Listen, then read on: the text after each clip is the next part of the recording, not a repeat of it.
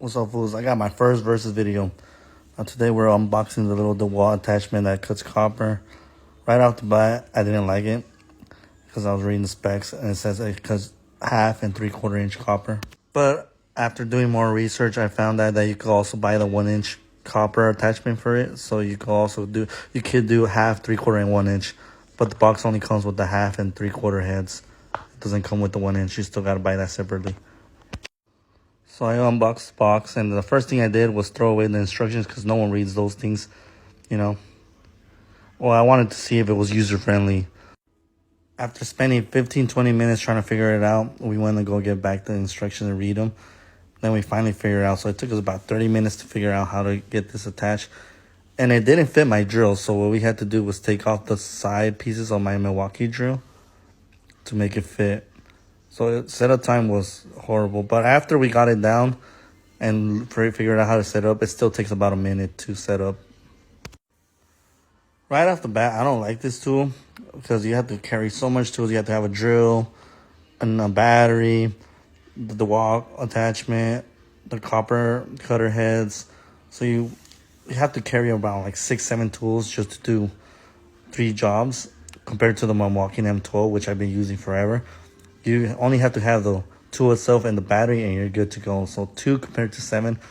I mean, I wouldn't use this in the field, but this thing, after I did my review, did my little race, I mean, it cuts pretty well. I was surprised how good it cuts.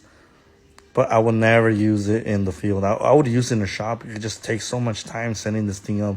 Even when you get it down, it still takes about a minute.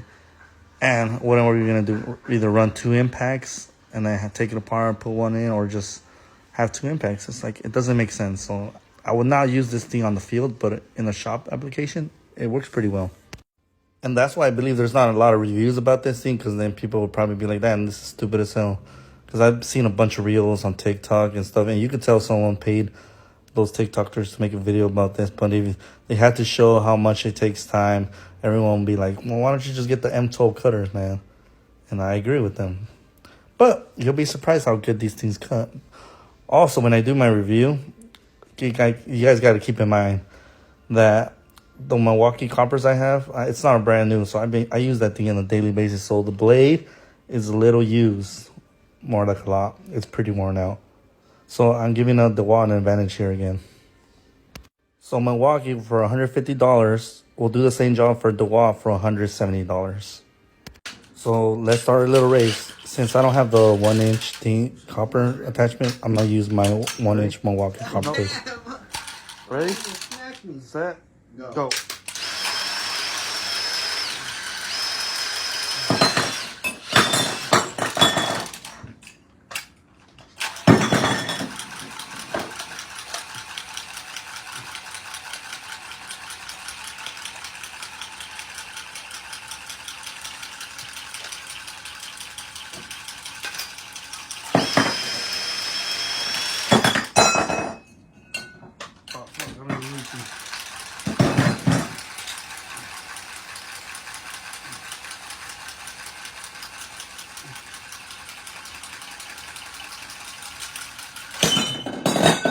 Fucking tie.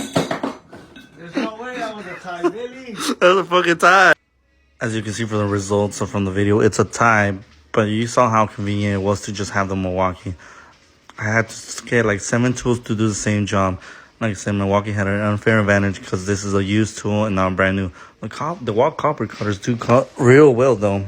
They cut freaking fast. I like how fast they cut. So like I'm saying, I would use them in the shop, but not in the field. And it works on any impact. You just can't put the bottom attachment. You can see this is my M12, and it works. So my final thoughts, just get the M12 copper cutters. Like and follow and hit that plus for more versus videos, man. Like I said, I'm not sponsored, so I'm going to give you my honest opinion. I mean, I had to buy this with my own money. So like and comment and everything, man. Blow it up.